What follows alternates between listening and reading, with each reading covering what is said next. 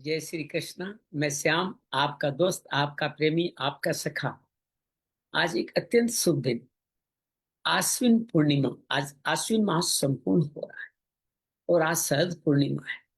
आज के दिन बहुत अद्भुत दिन माना जाता है।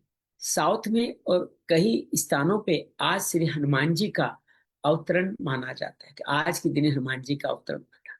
हालांकि नॉर्थ में दिल्ली इन के मंदिरों में चेत चेत सुदी पूर्णिमा को हनुमान जी का जन्म मानते हैं, लेकिन कई जगह आज भी माना जाता है। और शरद पूर्णिमा का रूप आज मनाया जाता है। राजस्थान में सालासर आदि तीर्थों की बहुत सारी पैदल यात्राएं इस समय में संपन्न होती है। तो मैं आप सबका इस शुभ दिन पर अभिनंदन करता हूँ, स्वागत करता हूँ। आज हम सब लोग अपनी साधक सिंधी संवाद के 115वें क्रम में पहुंच गए हैं। अभी तक हमने प्रथम, द्वितीय, तृतीय, चतुर्थ, पंचम, षष्टम, सप्तम अध्याय संपूर्ण कर लिए हैं। अष्टम अध्याय के उत्तरार्ध में अर्थात 23, 24, 25 श्लोक का आज अध्ययन करने वाले हैं। आज के इस संवाद क्रम में आगे बढ़े, स्वाध्याय क्रम में आगे बढ़े, उससे पहले मंगलाचरण करते हैं। मन, शरीर, आत्मा को अधिएकी में समर्पित करते हैं समस्त चक्रों के माध्यम से। ह्रीं नमो भगवते वासुदेवाय। ह्रीं नमो भगवते वासुदेवाय। ह्रीं नमो भगवते वासुदेवाय। ह्रीं नमो भगवते वासुदेवाय। ह्रीं नमो भगवते वासुदेवाय। ह्रीं नमो भगवते वासुदेवाय। ह्रीं नमो भगवते वासुदेवाय। वसुदेव सुतं देवं कंसचाणूरमर्दनं देवकी परमानंदं कृष्णं वंदे जगद्गुरुं। श्री कृष्णं वंदे जगद्गुरुम्। या देवी सर्वभूतेषु श्रीमद्भगवद्गीता रूपेण संस्थिता नमस्तस्यै नमस्तस्यै नमस्तस्यै नमो नमः। या देवी सर्वभूतेषु साधक संजीवनी रूपेण संस्थिता नमस्तस्यै नमस्तस्यै नमस्तस्यै नमो नमः। या गुरुर्ब्रह्मा गुरुर्विष्णु गुरुर्देवो महेश्वरा गुरु साक्षात् परम ब्रह्म तस्मै श्री गुरुवे नमः। श्री गजाननं भूतगणादिसेवितं कपितजम्बूफलचारुभक्षणं उमासुतं शोकविनाशकारकं नमामि विघ्नेश्वराय पादपङ्कजं। नमामि विघ्नेश्वराय पादपङ्कजम्। त्वमेव माता च पिता त्वमेव, त्वमेव बन्धु च सखा त्वमेव, त्वमेव विद्या द्रविणं त्वमेव, त्वमेव सर्वं मम देव देव, त्वमेव त्वमेव सर्वं मम देव देव। शांति शांति शांति। आदरणीय गुरुदीप जी का अभिनंदन है, स्वागत है। आइए हम सब मिलके आज के इस हमारे कथाक्रम को स्वागत प्रारंभ करें। हमारे साथ आबा दीदी भी जुड़ चुकी हैं, आपका भी अभिनंदन है, स्वागत है। आज के हम 8वें अध्याय के इस 23, 24, 25 श्लोक जो बहुत अद्भुत है वहां तक पहुंचे, उससे पहले आइए हम पहले का कथा संदर्भ ले लेते हैं। हमारी कथा प्रारंभ हुई अर्जुन विषाद योग से। अर्जुन मोह के कारण अपने स्वधर्म से विचलित हो जाता है, विषाद में आ जाता है। द्वितीय अध्याय सांख्य योग में अर्जुन भगवान से शिष्य बन के उचित मार्ग की प्रार्थना करता है। भगवान दो मार्ग बताते हैं, एक सांख्य योग, एक कर्म योग। भगवान कहते हैं शरीर का भेद जानते हुए, निष्काम कर्म में लगते हुए, समत्व योग उच्चत्त के साथ स्थित प्रज्ञा में स्थित होते, समुद्र के भांति विशाल मुझ में स्थित होते हुए, समता वाली बुद्धि से जय पराजय हानि लाभ को ध्यान में न रखते हुए तुम युद्ध करो। तीसरे अध्याय में अर्जुन कर्म योग में पूछता है, दोनों संन्यास योग और ज्ञान योग दो मार्ग हैं, कौन सा श्रेष्ठ है? भगवान कहते हैं दोनों मार्ग मेरे द्वारा किए गए, कर्म का आरंभ करना ही पड़ेगा, त्रिगुणों के अधीन जो है।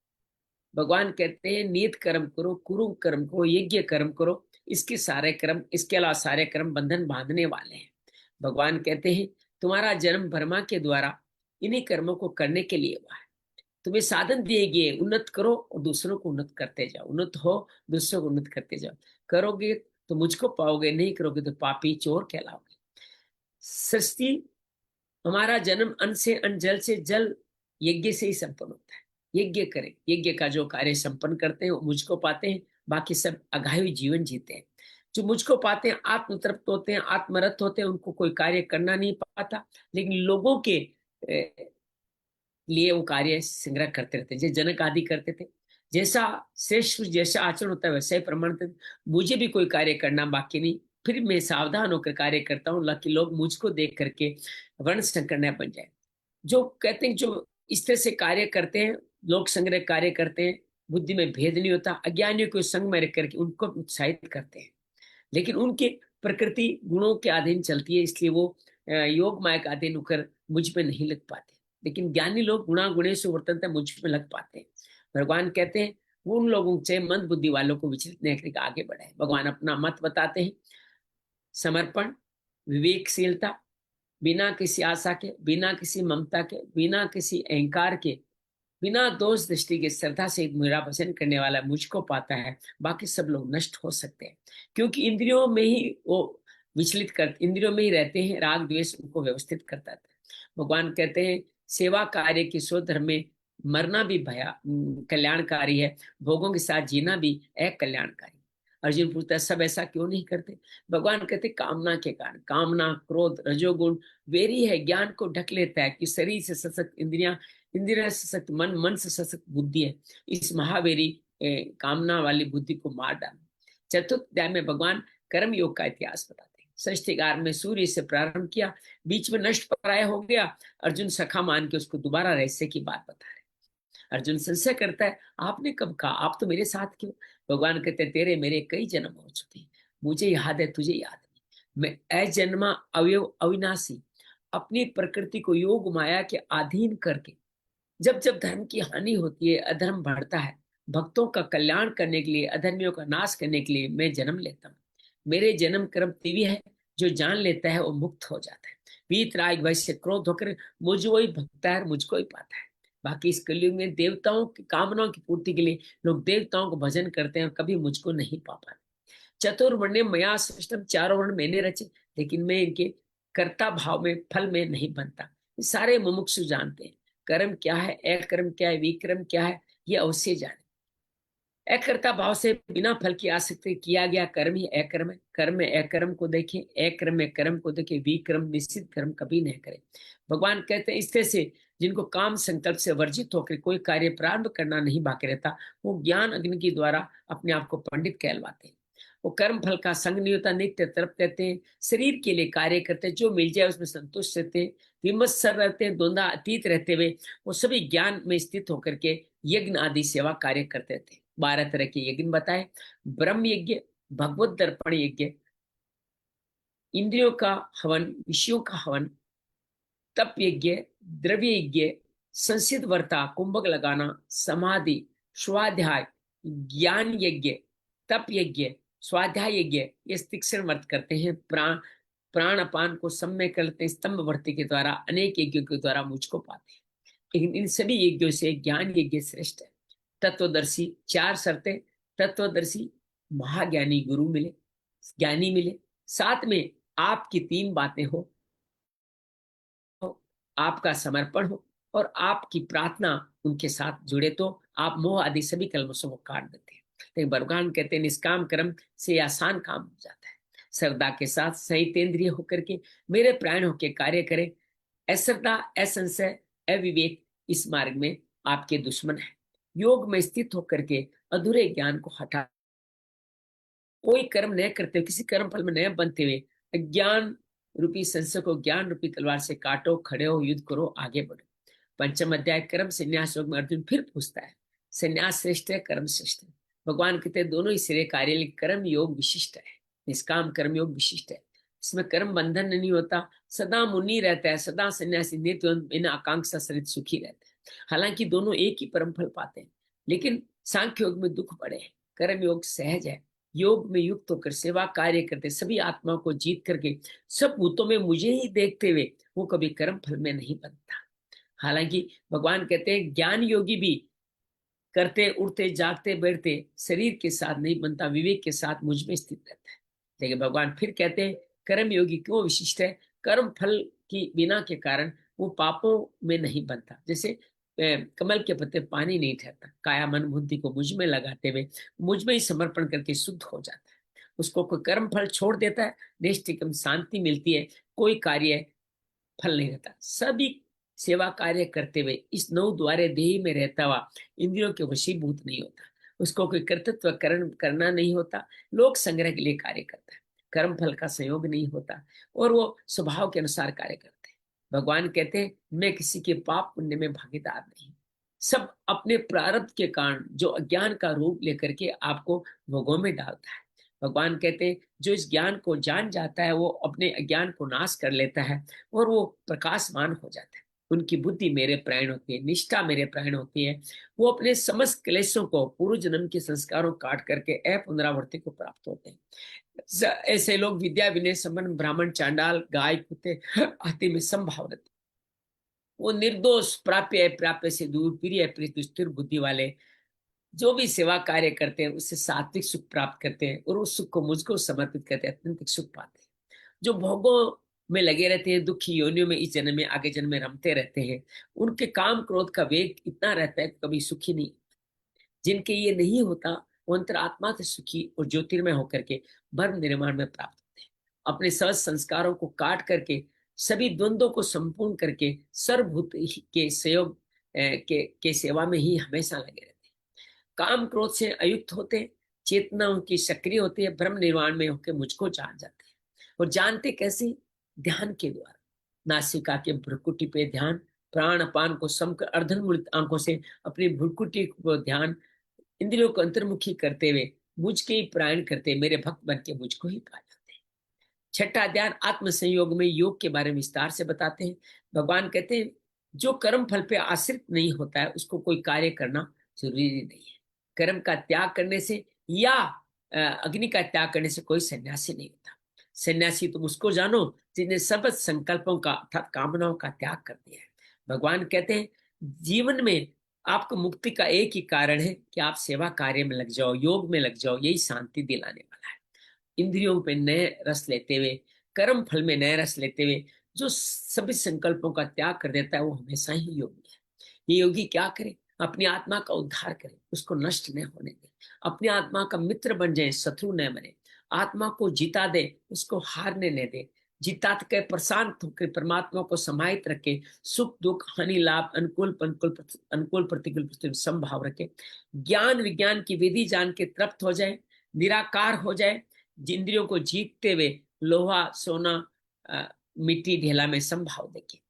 अपना सुहन हो, मित्र हो, प्रेमी हो, वेरी हो, मध्यस्थ हो, द्वेष रखने वाले हो, उदासीन हो, संबंधी हो, रिश्तेदार हो, पापी हो, साधु हो, सब में समदर्शी होता है। वो योग में रह करके इस तरह से बिना किसी आशा के निरंतर एकांत में बैठ के कार्य करता है।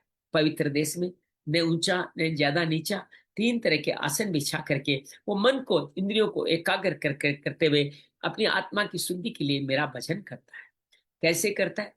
अपने शरीर को स्थिर रख के इस आसन को आसन कर लेता, जीत लेता है। दसों दिशाओं में नए झांकते हुए नासिका के द्वारों पर ध्यान रखते अर्धन आंख से ये ध्यान करता है। इस तरह से प्रसन्न आत्माओं के वर्तमान में स्थित हो जाता है। भय और शोक से मुक्त होकर के वर्तमान में स्थित होता है। समस्त इंद्रियों का संयम करने से वो ब्रह्मचारी भी बन जाता है। इस तरह से योग में लगा व्यक्ति हमेशा नियत मेरे को प्राप्त करता है, निर्वाण परमा शांति को जल्दी ही प्राप्त कर लेता है।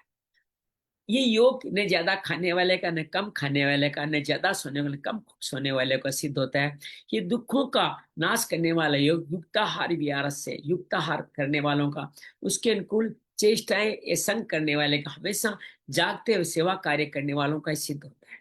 इस तरह से वो अपने चित्त को निश्चित करके अपने आप को जान जाते हैं। तब सभी पदार्थों से वो निष्प्रह हो जाते हैं। उनकी संज्ञा बताइए कि दीपक की लौ की तरह हमेशा ऊपर की तरफ ही जाते हैं। अपने चित्त को धीरे धीरे निरुद्ध कर लेते हैं। विक्षिप्त, एकाग्र, निरुद्ध, तीन प्रक्रिया। फिर समाधि, संप्रज्ञात, असंप्रज्ञात, सबीज, निर्बीज। निर्बीज में जब आनंद नहीं लेते हैं तो अपने आप को देखते हुए वो अपनी अत्यंतिक सुख पाते हैं जो इंद्रियों और बुद्धि से पाया नहीं जा सकता। अत्यंतिक लाभ हो, विचलित नहीं होते, अत्यधिक हानि हो अपने मार्ग से हटते नहीं, दुखों के संयोग का वियोग अनिर्विण चेत सा बिना उकताए हुए मन से कर लेते हैं। सभी संकल्पों का अध्ययन करके सभी फलों को छोड़ते हुए मन इंद्रियों को मुझ में ही सीमित कर लेते हैं। कैसे करते? धीरे धीरे मन को सीमित करते हैं और अपनी बुद्धि को भी सीमित करते हैं और मुझको भगवान में मेरे में लगा के और कोई चिंतन नहीं करते। जैसे जैसे उनका मन का चंचल स्थिर होता है तैसे तैसे वो मेरे में वशीभूत हो जाते हैं। प्रशांत मन के साथ अपने सारे कलमश काट देते हैं, रजोगुण शांत हो जाता है और ब्रह्म भूत में स्थापित हो जाते हैं। इस तरह से लगा हुआ योगी हमें सभी कलमों से कार्य करते हुए अपने जीव में ब्रह्म का संस्पर्श अर्थात अत्यंत सुख पा लेता है। वो सब भूतों में अपने आप को देखता है और सबको सब में अपने आप को देखता है। इस तरह जो सब में मुझको देखता है, मुझ में सबको देखता है, मैं उसके लिए कभी अदृश्य नहीं होता, वो मेरे लिए कभी अदृश्य नहीं होता। सर्वभूतों में मुझे देखते हुए मेरा ही भजन करता है, मेरे प्रति जानता हुए ही बर्ताव करता है, वो व्यक्ति हमेशा ही सुखी, उससे बड़ा कोई सुखी व्यक्ति नहीं कहलाता। अर्जुन कहता है ये सब कार्य तो आप आसान बता रहे हैं, लेकिन ये आसान नहीं है। मन चंचल है, अस्थिर है, मैं वायु की तरह इसको हाथों में थामना दुष्कर मानता हूँ। भगवान कहते हैं हाँ तुम ठीक कह रहे हो, मन चंचल है, लेकिन 8 अभ्यास की विधियां और 3 वैराग्य की विधियों से इसको सीमित किया जा सकता है। भगवान कहते हैं लंबे समय तक निरंतर श्रद्धा पूर्वक अभ्यास करें तो मन वश में आएगा, ये मेरा वादा है।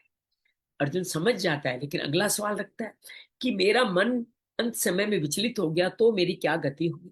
विचलित नहीं हुआ लेकिन मुक्ति भी नहीं मिली, तब मेरी क्या गति होगी? कहीं मैं बादल की तरह छिन्न भिन्न तो नहीं हो जाऊंगा, न इधर का न उधर का रहूंगा। आप ही मेरे इस मार्ग में मेरा समाधान कर सकते हैं। भगवान कहते हैं कि जो इस मार्ग पे चल चुका, चल रहा है या चल चुका, उसका विनाश नहीं होता, दुर्गति नहीं होती।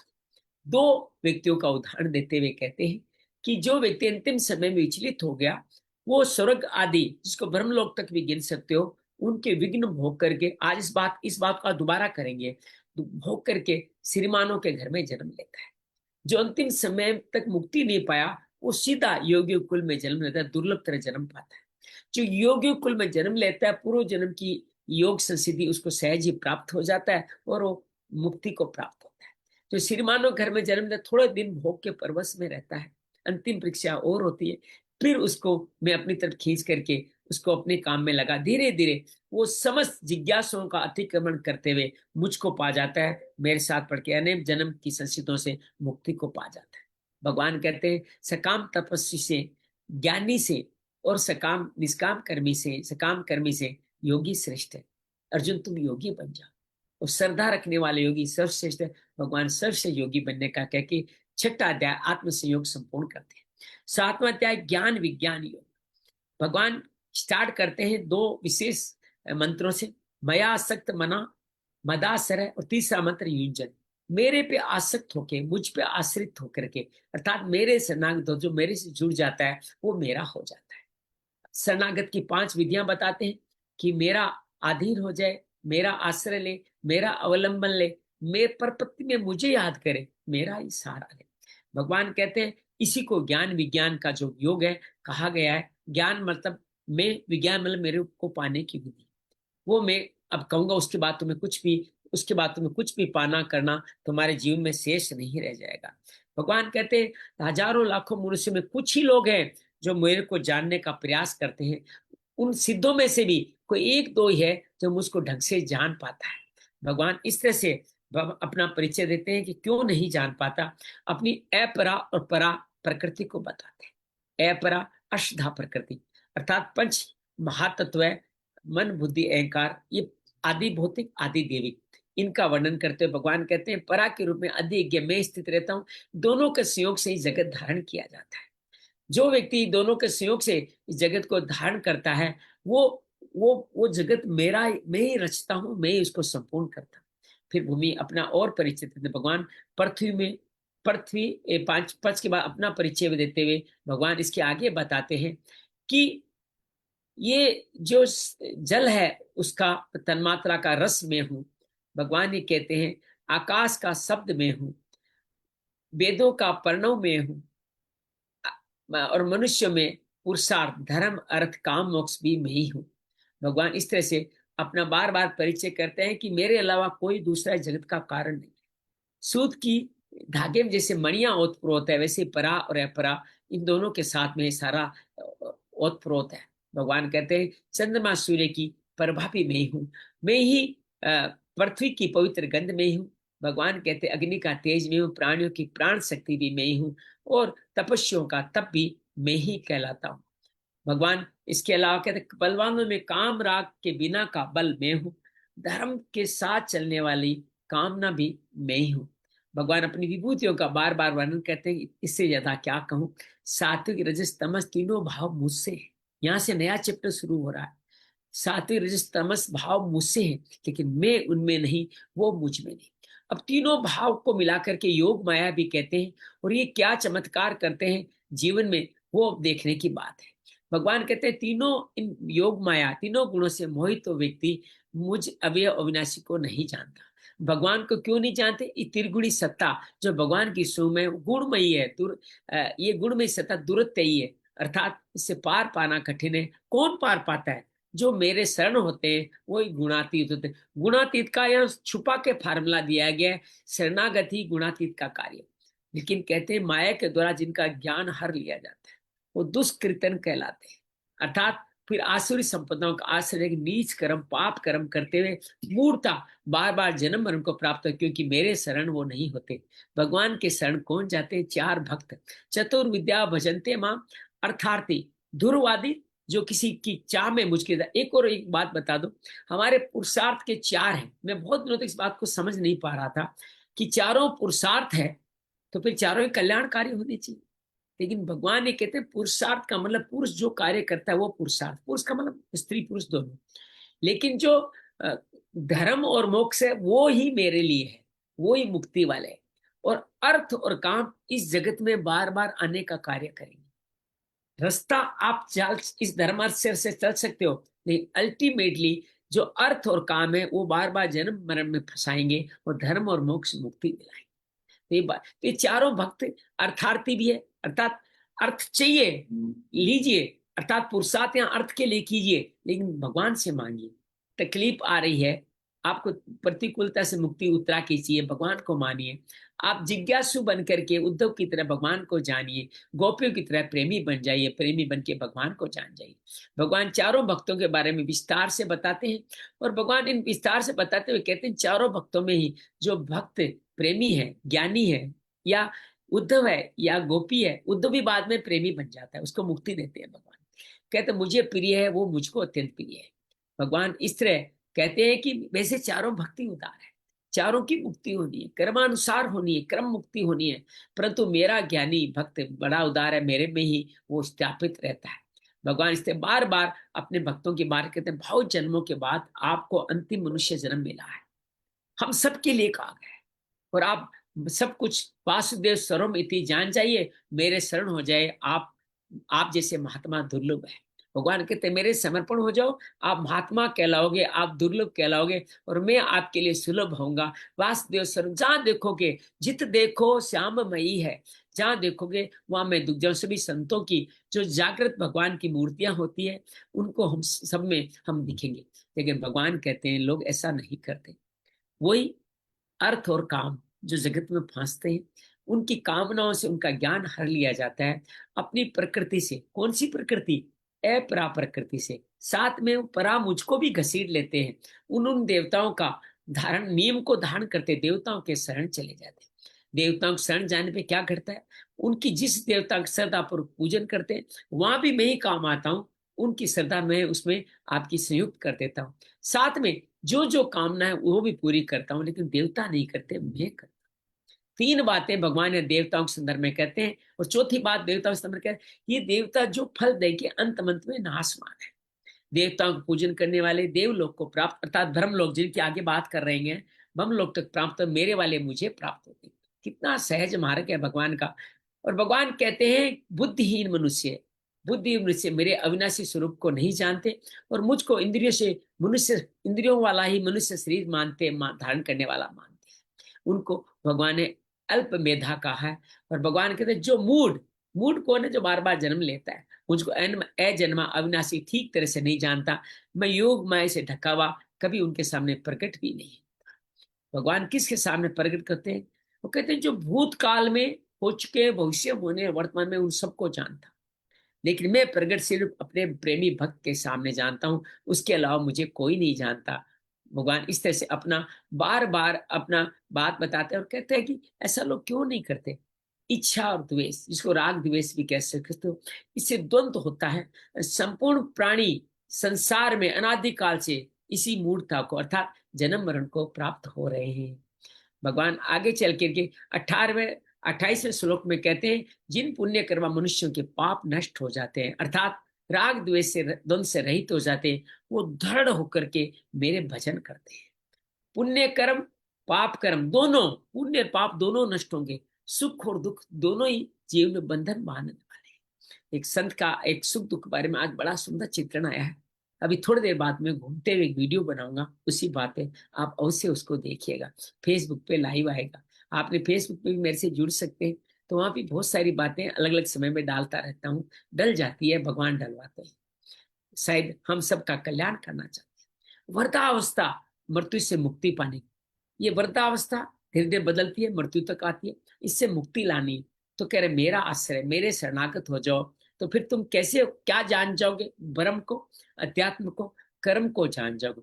इत्यादि नहीं, तुम ये आदि भौतिक अपरा प्रकृति आदि देविक आपकी सूक्ष्म शरीर को और आदि यज्ञ मुझको जान जाओगे। अंत समय में मुझको ही आप जान करके मुझको ही प्राप्त हो जाओगे। यह भगवान ज्ञान विज्ञान योग को संपूर्ण करते हैं। 8वां अध्याय इसके बाद में हमारे सामने आता है, जिसका नाम है अक्षर ब्रह्म योग। याद रखिएगा, अक्षर ब्रह्म, अक्षर ब्रह्म की बात हम कर चुके हैं। जो परम परमात्मा है वो अक्षर ब्रह्म है, जो एक से अनेक होने की इच्छा व्यक्त करते हुए हम सबको प्रकट करता है।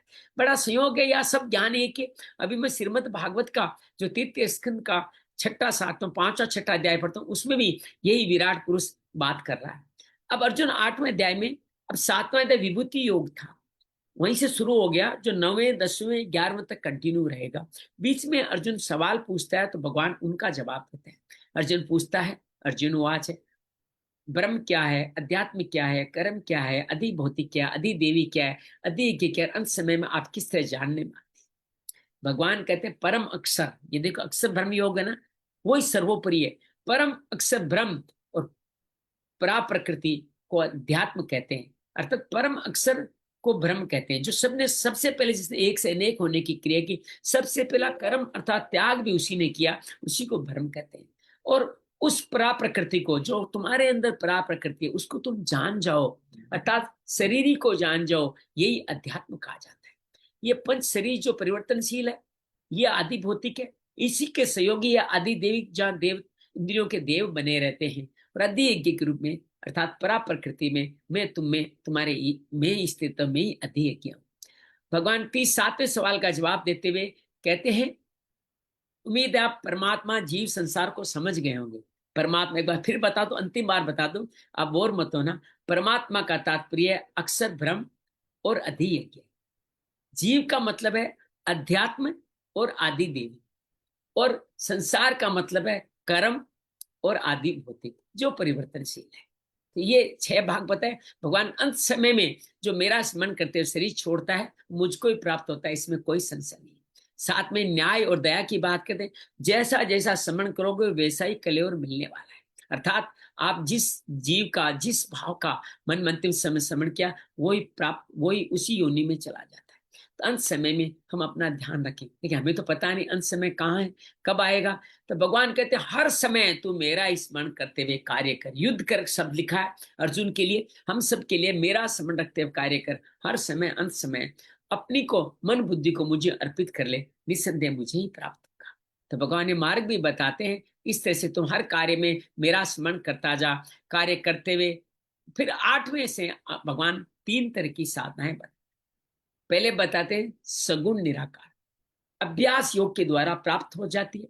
अन्य का चिंतन नहीं करना, सगुण निराकार है तो भगवान का अलावा अन्य का चिंतन नहीं करना। परम दिव्य पुरुष जो अक्षर ब्रह्म है, उसका चिंतन करते हुए जो करता हुआ मुझ उसी को प्राप्त हो जाते हैं। अब विधि बताते हैं उसकी, क्यों है वो, क्यों सगुण है, वो सर्वज्ञ है, अनादि है, सब पर शासन करने वाला है, सूक्ष्म से अत्यंत सूक्ष्म है, सबका धारण पोषण करने वाला है, अज्ञान से परे है, सूर्य की तरह प्रकाश स्वरूप ज्ञान स्वरूप अचिंत्य स्वरूप का चिंतन करें। अब चिंतन कैसे करना है? प्रयाण कालीन भक्ति जब अंत समय आएगा, वो भक्ति से युक्त सगुण है, इसलिए भक्ति है। तो सगुण यहाँ पूरा हो गया। अब निराकार की तरफ जा रहा है। मन से योग बल के द्वारा भ्रकुटी पर अपने प्राणों को यहाँ पे अच्छी तरह से प्रविष्ट करने, फिर धीरे धीरे अपने 10वें द्वार से भगवान में परम दिव्य पुरुष को प्राप्त हो जाए। परम दिव्य पुरुष वही अक्षर ब्रह्म है। अक्षर ब्रह्म योग है ना, हर बात में आप ढूंढोगे तो अक्षर ब्रह्म यहाँ दिखने वाला है। भगवान 11वें 12वें 13वें श्लोक में आगे बढ़ने वाले हैं। आज हम 22वें में जाएंगे, तो 11वां श्लोक अभी पढ़ लेते हैं कि भगवान ये कहते हैं वेद विता लोग 4 आश्रम का जिक्र करते हैं। ब्रह्मचर्य का धारण करने वाले, ग्रस्त में वेदों का अध्ययन करने वाले, अर्थात यज्ञ दान तप तप करण निष्काम कर्म करने वाले, वान प्रस्थाश्रम संन्यासम वीतरागी होने वाले, जिसकी इच्छा का पालन करते हैं, वो मेरे संक्षेप में कहूंगा ये निर्गुण निराकार का भाव है। तो जीवन भर आपने इन भक्त का धारण किया, उसके बाद में संपूर्ण द्वारों को रोक करके, मन को हृदय में निरोध करके, अपने प्राणों को मस्तिष्क में स्थापित करके, योग धारणा में स्थित होकर के योग करते हुए आज 7वें चक्र की तरफ मन ही मन ओम का उच्चारण करते हुए जो मेरे शरीर को छोड़ता है, वो परम गति को प्राप्त हो जाता है। अब हम अगले श्लोक से 14 श्लोक से पढ़ना शुरू कर रहे हैं। मैं आभा, अगर आप तैयार हैं तो आभा हमारे साथ जुड़ जाएं। आभा और अंजलि भी तैयार है, तो आभा से अनुरोध करूंगा 14, 15, 16 श्लोक आप पढ़े। 14, 15, 16। जय श्री कृष्ण। ये सगुण वर्णन है यहाँ से। जी पढ़े। अनन्यचेता सततं यो मां स्मरति नित्यशः तस्याहं सुलभः पार्थ नित्ययुक्तस्य योगिनः मामुपेत्य पुनर्जन्म दुःखालयमशाश्वतम् नाप्नुवन्ति महात्मानः संसिद्धिं परमां गताः आब्रह्मभुवनाल्लोका पुनरावर्तिनोऽर्जुन मामुपेत्य तु कौन्तेय पुनर्जन्म न विद्यते सहस्रयुगपर्यन्तम् अहर्यद्ब्रह्मणो विदुः रात्रियुगसहस्रान्तान् ते होरात्रविदो जनाः अव्यक्ताद्वयत्यः सर्वा प्रभवन्त्यहरागमे रात्र्यागमे प्रलीयन्ते तत्रैवाव्यक्तसंज्ञके। एक बार रुकिए, यहाँ तक का अध्ययन कर लेते हैं, फिर आगे बढ़ते हैं।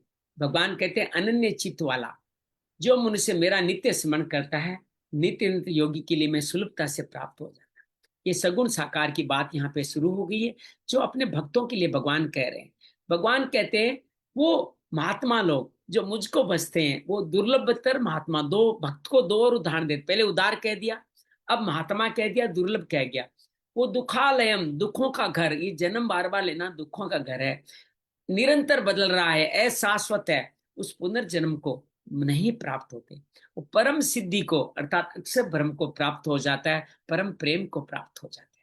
अब यहाँ पे भगवान इस सगुण साकार का वर्णन कहते हैं और विस्तार से करते हुए 16वें श्लोक में कहते हैं ब्रह्म लोक तक सभी लोग पुनरावर्ती, अर्थात वहां जाके दोबारा संसार में आने पड़ता है, लेकिन मेरे को पाने वाले को इस संसार में आना नहीं पड़ता। भगवान अपना बहुत सुंदर पक्ष हमारे सामने सहजता से दया के साथ या सगुण साकार के रूप में रख रहे हैं कि जो मनुष्य ब्रह्मा के युगों का वर्णन करते हैं, जो मनुष्य ब्रह्मा के 1000 चतुर्युगी जिसका एक दिन, अब देख सुने, 1000 चतुर्युगी का तो एक दिन है, और ऐसे ही 1000 चतुर्युगी एक रात है। तो ये जो ब्रह्मा के अहोरात्र दिन रात को जान जाते हैं, वो समझ जाते हैं कि ये लंबा सस्ता है।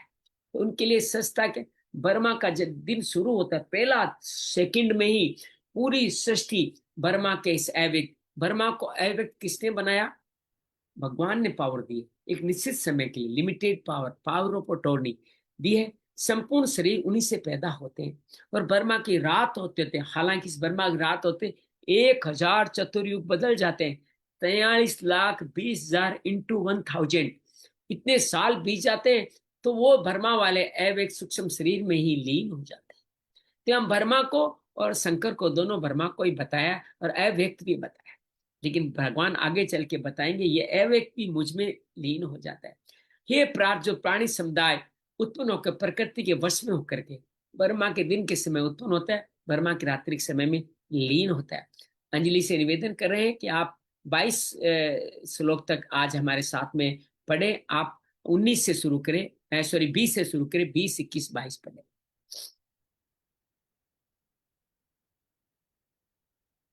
अनम्यूट करें। जय श्री कृष्ण।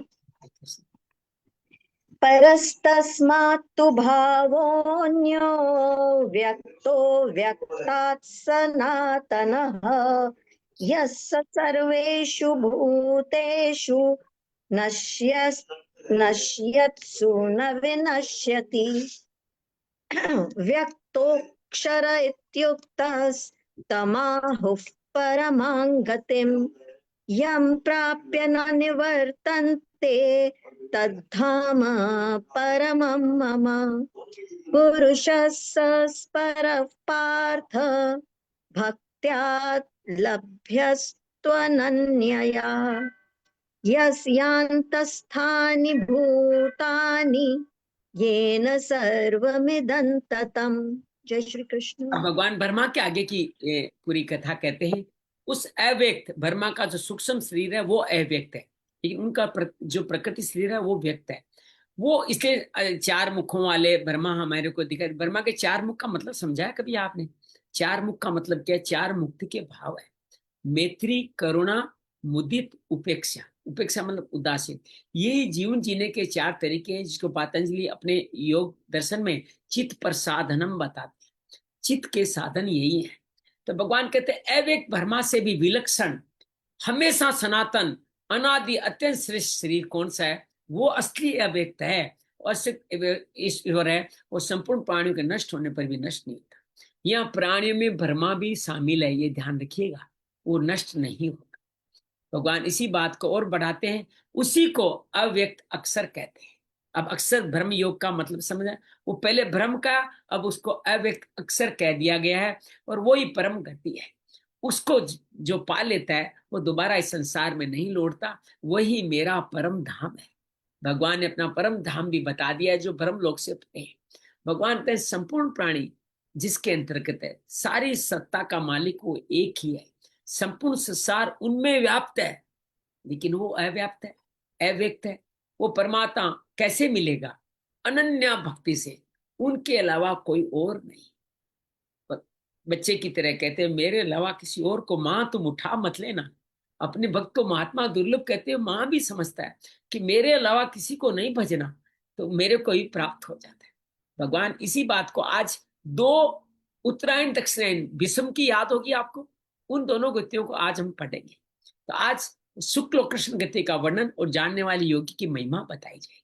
ये विषय अंजलि, आभा, गुरुदीप मेरे लिए थोड़ा संशयास्पद था, लेकिन आप सबके संग से काफी कुछ संशय दूर हो जाएगा। अभी आप समझेंगे तो आपका भी दूर हो जाएगा। आइए 23वें श्लोक में कदम रखते हैं। यत्र काले तो नावतिम आवर्तिम च एव योगिनः पर्याता यान्ति तम कालम वक्ष्यामि भरतर्षभ। तू मतलब परंतु अर्जुन, जिस काल अर्थात मार्ग में शरीर छोड़ के गए हुए योगी अनावर्ती। अनावर्ती का मतलब समझ लीजिए, एक तो है ढकावा, एक नहीं ढकावा। आवर्ती मतलब ढकावा, अनावर्ती मतलब नहीं ढकावा। जिस योगी अनावर्ती को प्राप्त होते हैं, अर्थात पीछे लौट के नहीं आते, और जिस मार्ग से आवर्ती को प्राप्त होते हैं, आवर्ती का मतलब बार बार जन्म, अनावर्ती को मतलब जन्म नहीं होना, पीछे लौट, उस दोनों मार्गों को मैं तुम्हें कहने लगा। 2 मार्ग है, एक ब्रह्मलोक तक का मार्ग जो आवर्ती का मार्ग है, एक अनावर्ती का परम धाम अक्षर ब्रह्म का मार्ग जो अनावर्ती का मार्ग है। मैं दोनों मार्ग को ही तुम्हें कहूंगा। भगवान कहते हैं जीवित अवस्था में देखो, एक पहले बात आई कि आप सिद्ध हो, सिद्ध बनते मत अत्यंतिक सुख पाओ, और जन्म रहते रहते आप मुक्त हो जाओ। इस मुक्ति को नोट करने वाली बात है।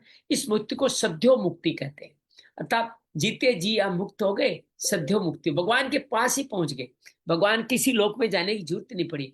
अर्थात जिनको यहाँ ही भगवत प्राप्ति होगी, भगवान में अनन्य भक्ति होगी, अनन्य प्रेम हो गया, यही परम सिद्धि को, संसिद्धि को प्राप्त होते हैं। दूसरे साधक जो अर्जुन जिनका जिक्र करता है, अंत समय विचलित हो गया, सूक्ष्म वासना रह गई, तो स्वर्ग से लेके ब्रह्मलोक तक जाते हैं।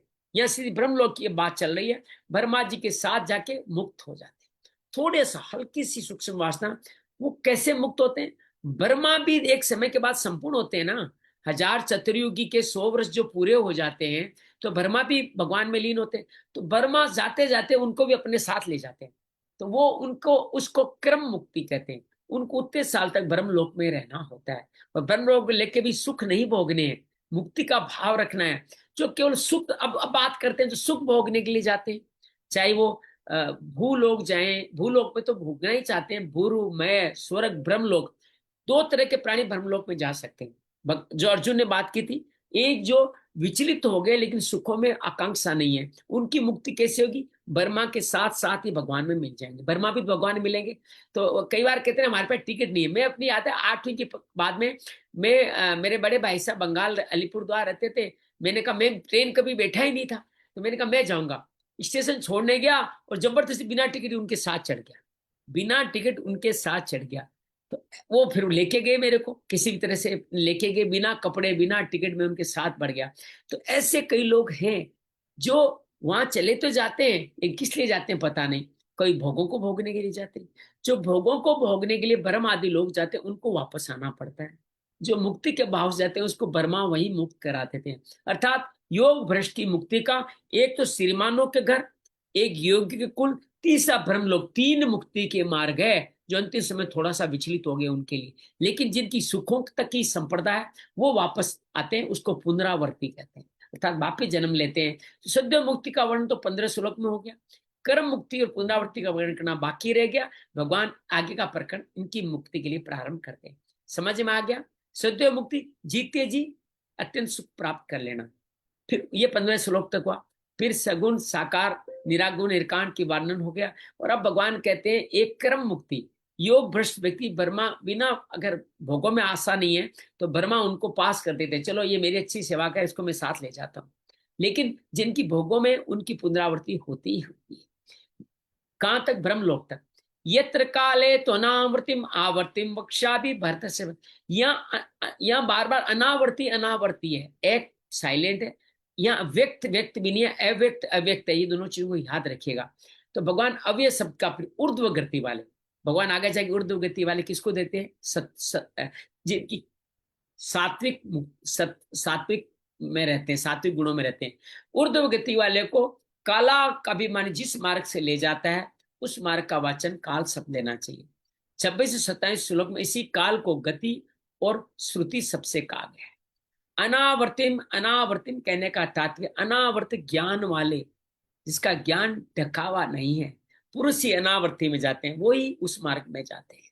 और आवर्त ज्ञान वाले पुरुष आवर्त में जाते हैं, भोगों में लगते हैं, संसारिक पदार्थ और भोगों से विमुख होकर परमात्मा को जो सम्मुख हो जाता है वो अनावर्त ज्ञान वाले हैं। अर्थात उनका ज्ञान विवेक ढकावा नहीं है, वो शरीर का भेद जानते हैं, जागृत है। अनावर्ती के मार्ग में जाने वालों को वापस नहीं लौटना पड़ता। निष्काम होने से उनके मार्ग में प्रकाश अर्थात विवेक की मुख्यता रहती है। संसारिक पदार्थ, भोगों में आसक्ति, कामना, ममता, पुरुष अपने स्वरूप से परमात्मा से विमुख हो जाते हैं, वे आवर्त ज्ञान वाले, उनका ज्ञान ढका हुआ है, विवेक ढका हुआ है। वो आवर्ती अर्थात जन्म मरण के सिलसिले में आती है। और सकाम भाव होने से अंधकार, अविवेक की अंधकार है, उसकी प्रधानता बनी रहती है। जिनका परमात्मा प्राप्ति उद्देश्य है लेकिन भीतर में आंशिक वासना रहने से अंत काल में विस्तृत होकर के पुण्यकारी लोगों को, कहा ना एक बार पुण्य लोकों में जाना पड़ेगा, पुण्य लोक ब्रह्मलोक तक है, वहां तक प्राप्त होके फिर वहां से लौट के आते हैं। ऐसे योग भ्रष्टों को भी आवर्ती वाले मार्ग के अंतर्गत लेने के लिए यहाँ चेय पद है। तो कई लोग भोग करके वापस आते हैं, श्रीमानों के धर्म से लेते हैं, उनको भी इसी में काउंट कर लिया गया। यह योगिन शब्द निष्काम सकाम दोनों पुरुष के लिए आया है। परिशिष्ट का भाव क्या है?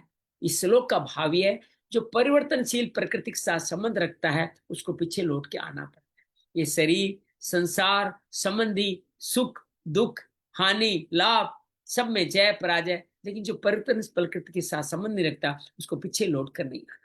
अब मुख्य विषय पे आते हैं। शुक्ल मार्ग और आपका कृष्ण मार्ग का वर्णन 2 श्लोकों में करेंगे। बड़ा अद्भुत और बड़ा ज्ञानियों के लिए बड़ा सुंदर मार्ग है। हो सके तो इसको अभी नहीं सुन पा रहे तो बार बार सुनिएगा। 24वां श्लोक। अग्निर्ज्योतिर शुक्लम षण्मासा उत्तरायण तत्र पर्याता गच्छन्ति ब्रह्म ब्रह्म विदो जनाः। अब 2 मार्ग की बात करें। जिस मार्ग से प्रकाश स्वरूप क्या है? अग्नि। जी जी प्रदीप जी, प्रकाश स्वरूप है अग्नि। अग्नि कब होगी? सूर्य ही अग्नि है। तो सूर्य के दिन के अंदर अधिपति देवता, उस अग्नि का अधिपति देवता सूर्य है। दिन का अधिपति देवता, इस दिन का भी कोई देवता है। शुक्ल पक्ष, 2 तरह के पक्ष है, शुक्ल पक्ष। अभी शुक्ल पक्ष की पूर्णिमा है, आज संपूर्णता है। शुक्ल पक्ष का अधिपति देवता 6 महीनों वाला उत्तरायण। ये 6 महीनों का उत्तरायण कब होता है?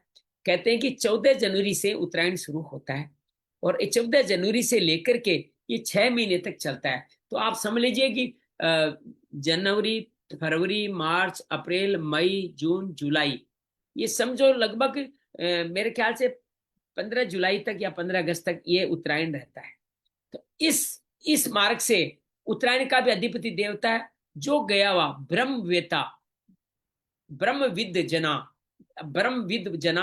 जो ब्रह्म को जान गया है वो पहले ब्रह्मलोक को प्राप्त होता है, पीछे ब्रह्मा के साथ वो भी मुक्त हो जाता है।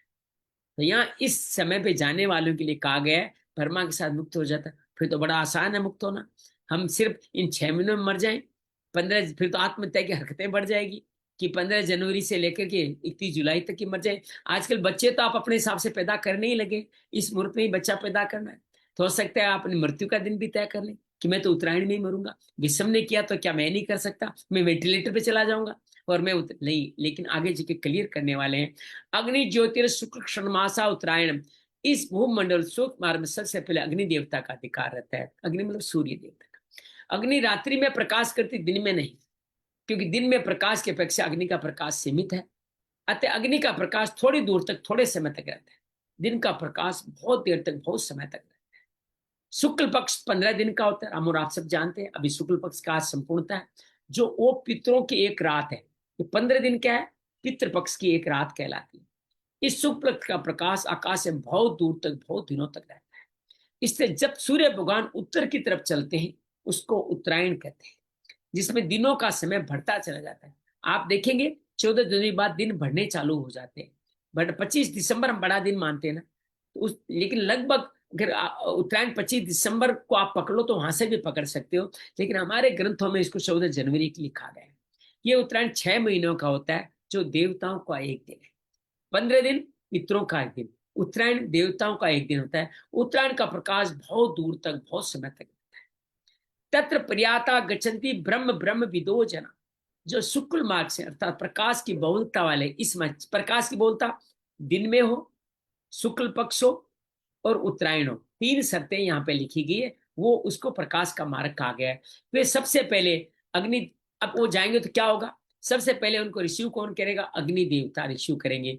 अग्नि देवता एक रास्ता पार कराएंगे, फिर आपको दिन के देवता को सौंप देंगे, जो सूर्य है उसको सौंप देंगे।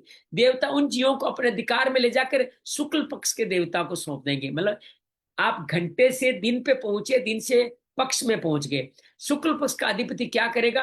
अपनी सीमा को पार उत्तरायण के अधिपति सीधा 6 माह के जो देवता उनको सौंप देगा। फिर उत्तरायण का अधिपति देवता क्या करेगा? ब्रह्मलोक के अधिकारी देवता को समर्पित कर देगा। इस तरह क्रम पूर्वक ब्रह्मलोक में पहुंच जाते हैं। ब्रह्मा जी की आयु तक वो यहाँ रहते हैं।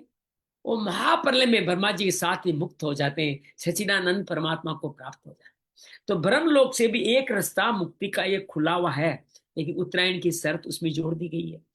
यहाँ ब्रह्मविद पद परमात्मा को जानने वाले मनुष्यों का वाचक है, अप्रोक्ष रूप से अनुभव करने वाले ब्रह्म ज्ञानियों का नहीं। परोक्ष रूप से जान जाए भगवान है, अप्रत्यक्ष इनडायरेक्ट आप किसी के सिफारिश से नहीं पहुंच सकते, डायरेक्ट जाना होगा। अगर ये अप्रोक्ष ब्रह्म ज्ञानी होते तो यहाँ ही मुक्त हो जाते, उनको ब्रह्मलोक में जाना ही नहीं पड़ता। अगर अप्रोक्ष ब्रह्म ज्ञानी तो यही तो सद्य मुक्ति का चांस तो यहाँ भी है। ब्रह्मलोक में क्यों जा रहे हो? क्योंकि भगवान को आपने अप्रोक्ष रूप से अनुभव नहीं किया। प्रशिष्ट का भाव क्या है? पहले साधना जिसके ब्रह्मलोक की वासना अपने मत का आग्रह क्या है, वो कर्म मुक्ति के लिए पहले ब्रह्म लोक जाते हैं, कर्म मुक्ति के लिए ब्रह्म लोक जाते हैं, धीरे धीरे वहां जाके मुक्त हो जाते हैं, फिर महाप्रलय में जाके ब्रह्मा जी के साथ मुक्त आ जाते हैं। कुरुम पुराण में भी यही कहा गया है, ब्रह्मणा सते सर्वे संप्राप्ते प्रति संचरे प्रशांते कृत आत्मान प्रविशन्ति परम पदम। ब्रह्मा की आयु पूर्ण होने पर, जब ब्रह्मा की आयु पूर्ण में क्या होता है, कल हमने बताया था क्या होता है, महाप्रलय होता है। महाप्रलय उपस्थित तब ये संपूर्ण शुद्ध अंतःकरण वाले पुरुष ब्रह्मा के साथ परम पद परमात्मा के अंदर लीन हो जाते, उनके हृदय में लीन हो जाते हैं, और भगवान सबको हृदय में बैठा के सो जाता है। कितने सालों की तो आप गिनना ही नहीं कर सकते, कितने सालों तक सोया रहता है भगवान हम सबको लेकर के। कर्म मुक्ति में ब्रह्मलोक मार्ग आने वाले एक स्टेशन की तरह है, अर्थात सुख की वासना वाले पुरुष उतरते हैं, सुख की वासना नहीं उतरती वो वहां नहीं उतरते। ब्रह्मलोक एक स्टेशन है, सुख की भावना वाले वहीं उतर के सुख भोगते हैं, फिर दुनिया में आ जाते हैं। जिनको सुख की वासना है वो उतरते नहीं है। जैसे हमारे रास्ते में ट्रेन जा रही है, जिस स्टेशन में नहीं उतरना वहां हम जंगलों हम उतरते ही नहीं, ट्रेन भले ही रुक जाए। उपनिषद में शुक्ल मार्ग के कर्म का अलग अलग ढंग दिया गया है, ये कर्म थोड़ा अलग अलग भी बताया गया है।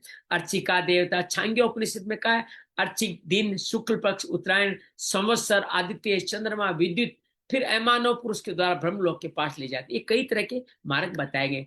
बृहदार अरण्य उपनिषद में क्या लिखा है, ज्योति का देवता, यहाँ तो अग्नि हो गया, दिन का देवता, शुक्ल पक्ष, उत्तरायण, आदित्य, विद्युत देव, फिर मानस पुरुष के द्वारा ब्रह्मलोक की प्राप्ति है। कौशिक की ब्राह्मण उपनिषद में क्या लिखा गया, पहले अग्निलोक, फिर वायुलोक, फिर सूर्यलोक, फिर ब्रह्मलोक, फिर इंद्रलोक, फिर प्रजापति लोक, फिर ब्रह्मलोक। तो ये मुझे ज्यादा आसान लगता है कि पहले अब अग्निलोक अर्थात अग्नि के पास जाओ, फिर वहां से वायु, पंच तत्व वाली अग्नि के बाद वायु, वायु के बाद सूर्य आ गया, उसके बाद वरुण लोक पानी आ गया, फिर इंद्रलोक, फिर प्रजापति ब्रह्मलोक में चले जाते हैं। ब्रह्म सूत्र में भी यही कहा गया। शुक्ल मार्ग को उपनिषदों में देवयान, अर्ची मार्ग, उत्तर मार्गी, देवपथ, ब्रह्मपथ नाम से भी कहा गया है। उम्मीद है आपने उत्तरायण को थोड़ा बहुत समझ लिया होगा। अब आप क्लियर है उत्तरायण का मतलब क्या होता, शुक्ल पक्ष हो, दिन का समय हो, उत्तरायण के महीने हो, जहां दिन बढ़ रहे हो, जो 14 जनवरी से लगभग शुरू होते हैं 6 महीने तक। अब दूसरे पक्ष की बात करते हैं। धूमो रात्रिस्ता कृष्ण क्षणमासा दक्षिणायन तत्र चांद्रमा समज्योतिर योगी प्राप्य निवर्तते। जिस मार्ग से धूम का अधिपति, धूम कहते हैं धुएं को, अधिपति देवता, धुआं रात्रि का प्रतीक है, रात्रि का अधिपति देवता, कृष्ण पक्ष जो कल से शुरू हो जाएगा, कृष्ण पक्ष का अधिपति देवता 6 महीने लो जुलाई से लेके 14 जनवरी तक लगे रहेंगे। उन 6 महीनों दक्षिणायन का अधिपति देवता, उस मार्ग से गया हुआ योगी, ये सकाम योगी होते हैं। चांद्रमसम, चंद्रमा की ज्योति को प्राप्त होकर के निवर्तते, लौट आता है, जन्म मरण को प्राप्त हो जाता है। ये दोनों ही बड़े पुण्यकारी, ऐसे नहीं कि ये कृष्ण पक्ष वाले बेकार है, ये भी ब्रह्मलोक तक जाने की योग्यता रखते हैं। पुण्य कर्म तो इन्होंने करे लेकिन भोग के लिए किए, तो वापस जैसे कहते मेरे को बहुत अच्छा भोग मिले, वापस ऐसा ही पति मिले, 7 जन्मों में ये मिले, ऐसा बेटा मिले, ऐसा मकान मिले, ये सब लोग वो हैं, काम अच्छे करते हैं लेकिन दोबारा लौट के आते हैं। धर्म और रात्रि, ये रात को मृत्यु होती है। देश और काल के दृष्टि जिनका अधिकार अग्नि प्रकाश के देवताओं का है, उतना अधिकार धूम और अंधकार के देवता का है। वो धूमाधिपति देवता कृष्ण से जाने वाले जीवों को अपनी सीमा से पार करा करके रात्रि के अधिपति देवताओं का अधीन कर देता है। रात्रि का अधिपति देवता उस जीव को अपनी सीमा से पार कराकर देश काल से बहुत दूर के अधिकार रखने वाले कृष्ण पक्ष के अधिपति देवता का अधीन कर देता है। वह देवता उस जीव को अपनी सीमा से पार कराकर बहुत दूर तक अधिकार रखने वाले दक्षिणायन के अधिपति देवता को समर्पित कर देता है। दक्षिणायन का देवता उस जो चंद्रलोक के अधिपति देवताओं को समर्पित कर, यह चंद्रमा नहीं है, चंद्रलोक है। चंद्रमा और चंद्रलोक अलग है। चंद्रमा तो पृथ्वी बहुत नजदीक है, चंद्रलोक बहुत दूर है। अधिपति देवता को सौंप देता है। अब ये बातें आप मानो न मानो, धीरे धीरे आपको बताता हूँ। विज्ञान सब लोगों के बारे में जानेगा। हमारे ग्रंथ में तो भी लिखा हुआ है, जब ब्रह्मांड की यात्रा होगी, मंगल ग्रह पे जाएंगे ना, तो सारे लोग उनको दिख जाने वाले।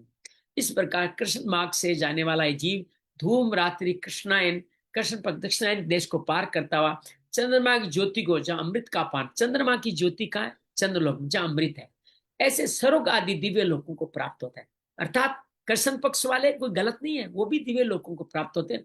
फिर अपने पुण्यों के अनुसार कम ज्यादा भोग कर वापस पुनरावृत्ति को आ जाते हैं। यहाँ एक ध्यान देने की बात है, जो चंद्रमा हमें दिखता है वो चंद्रलोक नहीं है। ये चंद्रमा मंडल तो पृथ्वी के बहुत नजदीक है। चंद्र उस चंद्रलोक से अमृत इस चंद्र मंडल में आता है, जिसके शुक्ल पक्ष में औषधियां पुष्ट होती है। शुक्ल में चंद्रमा जो जो बढ़ता है उसकी कला बढ़ती है, तो हमारी औषधियां विकसित होती है। यहाँ समझने की बात यह है कि जिस कृष्ण मार्ग का वर्णन है वह शुक्ल मार्ग की अपेक्षा कृष्ण मार्ग है। वास्तव मार्ग ऊंचे ऊंचे लोगों में ले जाने का है। दोनों की तुलना जरूर की गई है कि दोनों ही ऊंचे लोग सामान्य मनुष्य मरकर मृत्यु लोक में जन्म लेते हैं, जो पापी होते हैं। देखो अब सारे क्लियर हो जाएगा। सामान्य मनुष्य मृत्यु लोक में जन्म लेते हैं और वो तो वापस दोबारा हमें जन्म मिल जाएगा। सामान्य मनुष्य थोड़ा पाप थोड़ा पुण्य, अकाउंट हमारा थोड़ा सा प्लस हो गया, जिसको कह रहे हैं 33% नंबर आ गए।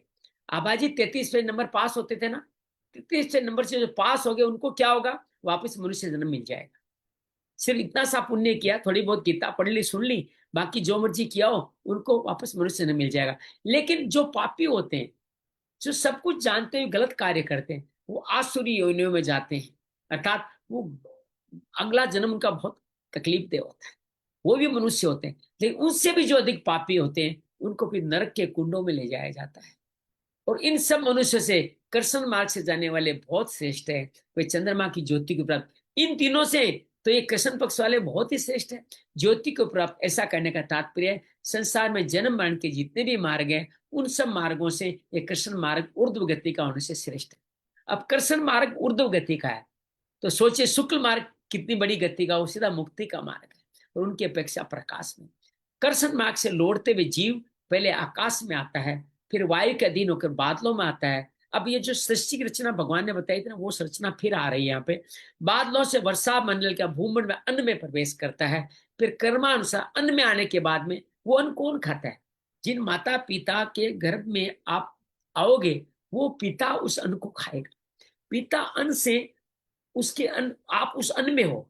ये बड़ी रोमांचक घटना है कि आप वापस जन्म ले रहे हो, तो आपके पहले आकाश तत्व है, फिर वायु तत्व है, फिर वर्षा के साथ जल तत्व है, जाकर के आप अन्न में पृथ्वी तत्व में प्रवेश कर जाते हैं।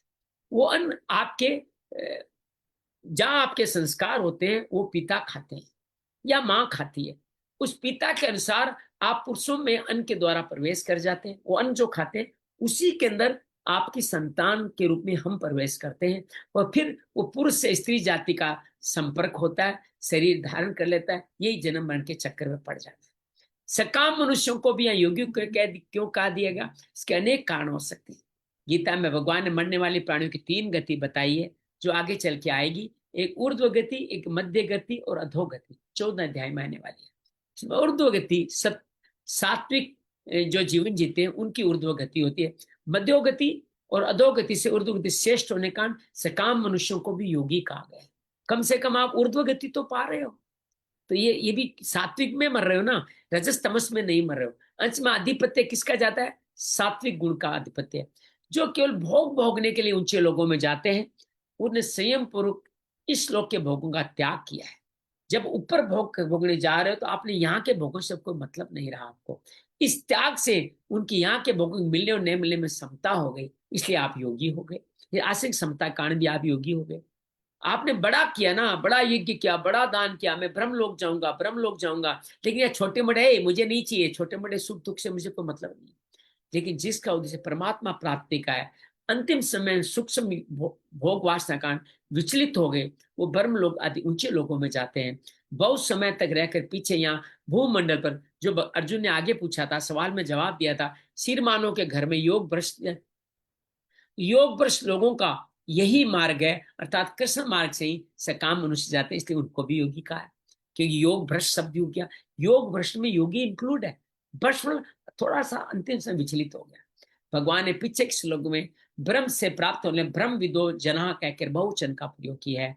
चंद्रमा की ज्योति प्राप्त होने योगी कहकर एक वचन का प्रयोग किया है। इससे ऐसा अनुमान लगता है कि सब मनुष्य परमात्मा की प्राप्ति का अधिकारी, परमात्मा की प्राप्ति सुगम है। परमात्मा सबको स्वतः प्राप्त है। स्वतः प्राप्त तत्व का अनुभव बड़ा सुगम है, उसमें करना कुछ नहीं पड़ता, इसलिए बहुवचन का प्रयोग किया है। पर स्वर्ग आदि की प्राप्ति के लिए विशेष क्रिया करनी पड़ती है, पदार्थों का संग्रह करना पड़ता है, विधि विधान का पालन करना पड़ता है। स्वर्ग आदि को प्राप्त कठिनता है, प्राप्त करने पीछे लौट कर भी आना, इसलिए एक वचन दिया गया। विशेष बात, इसका उद्देश्य परमात्मा प्राप्ति का है, परंतु सुख भोग की सूक्ष्म वासना नहीं मिटी है। वह शरीर छोड़कर ब्रह्मलोक में जाते हैं। ब्रह्मलोक के भोग भोगने पर उनकी वासना मिट जाती है और वो मुक्त हो जाते हैं। इनका वर्णन 24 श्लोक में किया गया है। जिनका उद्देश्य परमात्मा प्राप्ति का है, जिसकी न तो यहाँ के भोगों में वासना है, न ब्रह्मलोक के भोगों की, अंत काल में निर्गुण के ध्यान से विचलित हो गए हैं, वो ब्रह्मलोक आदि लोकों में नहीं चलते, वे सीधे योगियों के कुल में जन्म लेते हैं, जहाँ पूर्व जन्म ध्यान उनको दोबारा मिल जाता है और साधन के मुक्त हो जाते हैं। जो छठे अध्याय के 42 और 43 श्लोक में इस मुक्ति की बात की गई। उन दोनों साधना उद्देश्य तो एक ही है, पर वास्तव में अंतर रहने से एक ब्रह्मलोक में जाकर मुक्त होते हैं, दो योग भ्रष्ट वाली याद कीजिए, वो सिरमानो घर में, और एक वहां नहीं जाते, सीधे योगी कुल से जन्म लेते हैं। जिसका उद्देश्य ये हो कि स्वर्ग आदि ऊंचे ऊंचे लोगों में सुख भोगूंगा, यज्ञ आदि शुभ कर्म करके ऊंचे ऊंचे लोगों में जाते हैं, वहां का दिव्य भोग पुण्य क्षीण हो जाता है। जब अकाउंट जीरो हो जाता है, पुनः जन्म मरण को प्राप्त हो जाते हैं, अर्थात इस धरती पे आ जाते हैं। जिनका उद्देश्य परमात्मा प्राप्ति रहा, पर संसारिक भोग की वासना को मिटा नहीं सका। जिसे हम लोग चाहते हैं परमात्मा मिले, नहीं थोड़ा बहुत हमारे ये, मैं कैसे जाऊं, मेरे बच्चों की शादी नहीं हुई है, पोता है, ये है, वो है, ये समाज है, कैसे छोड़ के जाऊं। तो सुख भोग की वासना मिटी नहीं है अभी तक। अंत काल में विचलित होकर स्वर्ग आदि लोगों में वहां से भोग भोगता है, फिर सिरमानो घर में जन्म लेता है, फिर जबरदस्ती पूर्व जन्म के साधन लग के मुक्त हो जाता है। उपयुक्त दोनों साधनों में एक का उद्देश्य तो स्वर्ग के सुख भोग का है, इसलिए पुण्य कर्मों के अनुसार भोग कर पीछे लौटता है। लेकिन जिसका उद्देश्य परमात्मा का है, विचार के द्वारा संसारी भोगों जो त्याग करता है, फिर भी वासना नहीं बिटी, अंत में भोगों की याद आ गई, वो स्वर्ग आदि लोकों में जाता है। उसने जो संसारिक भोगों का त्याग किया है, उसका बड़ा भारी महत्व है। इसके बाद उन लोगों में बहुत सारे भोग सिरमानो घर में जन्म लेता है। साधारण, अब दोस्त बड़े सुंदर सवाल आने वाले हैं जो मेरे को बहुत प्रिय है। साधारण मनुष्य की धारणा यह है कि जो शुक्ल पक्ष उत्तरायण में मरते हैं वो तो मुक्त हो जाते हैं। क्यों आभा गुरुदीप, आपकी और हमारी यही धारणा बनती है श्लोक को पढ़ के कि शुक्ल पक्ष वाले तो मुक्त हो जाएंगे, और कृष्ण पक्ष मरते हैं उनकी मुक्ति नहीं होती। लेकिन ये धारणा ठीक नहीं है, कारण कि जो शुक्ल मार्ग कृष्ण मार्ग का वर्णन है वो ऊर्ध्व गति को प्राप्त करने वालों के लिए हुआ है। सामान्य व्यक्तियों के लिए इन मार्ग की जरूरत ही नहीं हो, किसी मार्ग से जाए उनको जो सा कर्म किया वैसा ही मिलेगा। तो इसलिए अगर ऐसा मान लिया जाए दिन आदि मरने वाले मुक्त होते हैं, तो अधोगति वाले कब मरेंगे? वो दिन में मर गए तो क्या मुक्त हो जाएंगे? ऐसा नहीं है। दिन रात शुक्ल कृष्ण उत्तरायण दक्षिणायन दूसरा कोई समय ही नहीं, इनको छोड़ के तो कोई समय नहीं। वास्तव में मरने वाले अपने अपने कर्मों के अनुसार ऊंच नीच गतियों को जाते हैं। वह चाहे दिन में मरे चाहे रात में मरे, शुक्ल पक्ष में मरे या कृष्ण पक्ष में मरे, उत्तरायण में मरे दक्षिणायन में, इसका कोई नियम नहीं है। खाली ये मरने से मुक्ति नहीं मिलेगी। जो भगवत भक्त है वो केवल भगवान के परायण है, उनमें भगवत दर्शन की लालसा है। ऐसे भक्त दिन में मरे, रात में मरे, शुक्ल में, कृष्ण में, उत्तरायण दक्षिण, जब कभी शरीर छोड़ेंगे उनको लेने के लिए भगवान के पार्षद आ जाएंगे, पार्षद सीधे भगवत धाम में चले जाएंगे। समझ में आई बात? तो टेंशन मत करना कि दक्षिणायन में रात को मर जाऊंगा तो क्या होगा। अगर आपने भगवान का भजन किया तो मुक्ति तय है। यहाँ एक शंका आती है, जब मनुष्य अपने कर्मों के अनुसार ही गति पाता है, तो भीष्म जी ने जो तत्वज्ञ थे, जीवनुक्त महापुरुष थे, दक्षिणायन में शरीर छोड़ के उत्तरायण की प्रतीक्षा क्यों की? ये सवाल मेरे मन में भी आया था कि आपके तो दोनों में कर्मों के अनुसार मिलता है, तो भीष्म जी तो अच्छे आदमी थे, फिर वो उत्तरायण की क्यों प्रतीक्षा कर रहे थे? यहाँ ये रहस्य की बात है, हो सके तो समझने का प्रयास किएगा कि भीष्म जी भगवत धाम गए ही नहीं थे, भगवान के पास भीष्म नहीं गए थे। क्यों नहीं गए थे? भीष्म का पूर्व जन्म देखिए तो ध्यो नामक वसु थे। ध्यो नामक वसु अर्थात आजान देवता। आजान देवता का हमने क्या कहा? भुर्व लोक होता है जो 100 गुना सुख मनुष्य लोक से ज्यादा होता है, वो वसु थे। तो साप के कारण वो मृत्यु लोक में आ गए थे। लेकिन जाना कहाँ था उनको? मुझे जाना ही नहीं है अमेरिका, मुझे तो दुबई जाना है, क्योंकि मेरा घर दुबई में। तो इनका घर कहाँ था? दुबई था। है, मान लो अमेरिका को एक बार भगवान का स्थान मान ले तो वहां नहीं जाना, उनको कहाँ जाना था? अजान देवता अपने घर जाना था। वो देवलोक है, देवलोक का छोटा रूप है। दक्षिणायन के समय तो देवलोक की रात हो जाती है, उत्तरायण में देवलोक का दिन होता है, दक्षिणायन देवलोक की रात, देवराजे बंद होते हैं। तो भीष्म जी को क्या करना पड़ता? फिर वहां बाहर वेटिंग में बैठना पड़ता कि कब दरवाजा खुलेगा। 6 महीने बाद दरवाजा खुलता, तब मैं अंदर जाऊंगा। तो उनको बहुत प्रतीक्षा करनी। तो वो इच्छा मृत्यु का वरदान तो उनके पास था ही। तो वहां वेटिंग करूं, इससे अच्छा यही वेटिंग करूं। सपोज कीजिए आपको बीच में कहीं जाके वेटिंग करना, आप क्या सोचोगे, यार मैं घर में ही बैठ जाता हूँ, वैसा वहां जाके नहीं बैठूंगा। तो भगवान ने कहा यहाँ ही प्रतीक्षा कर लेता हूँ।